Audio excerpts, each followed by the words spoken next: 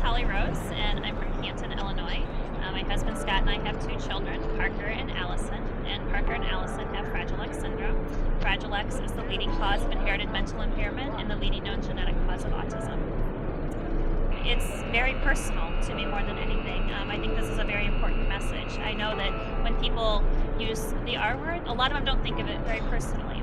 My son does have mental impairment, so technically he is retarded. And even though he does have mental impairment, he is very well aware of what's being said and what's going on. And these things are hurtful to him. And it's probably more hurtful to me to see him hurt because of things that people say without thinking than anything else. And so it's really important to me that people are aware of what they're saying and how it affects the people around them. It's not people that are being just overly sensitive because they're affected by this. I mean, I understand that I'm probably more sensitive than the average person about this word because of my situation, but it's a matter of respect. Everybody deserves respect, and my son deserves just as much respect as the next person. And I want people to stop and think, and I want them to put a face with it. And so when I hear somebody saying something about somebody being retarded or something's retarded, I always stop them and I say, maybe, you should see a picture of my son because he actually is retarded. And I want it to be personal to them so they stop and think that their actions do have consequences, and those consequences hurt people. Parker is an 11-year-old little boy. Allison's an 8-year-old little girl. Yes, Parker has mental impairment. Yes, they both have a disability, but that doesn't define who they are. He's a very kind and generous and unconditional little boy who loves to play with his friends and go to school and be in activities and be included.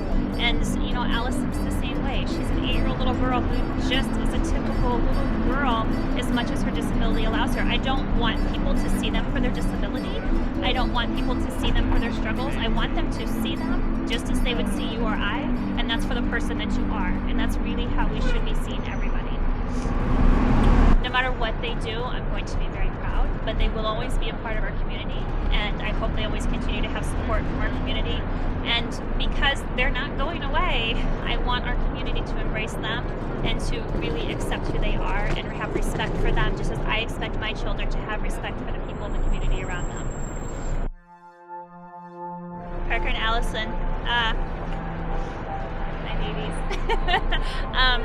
I love you more than life. I would do anything for you. I would move mountains for you.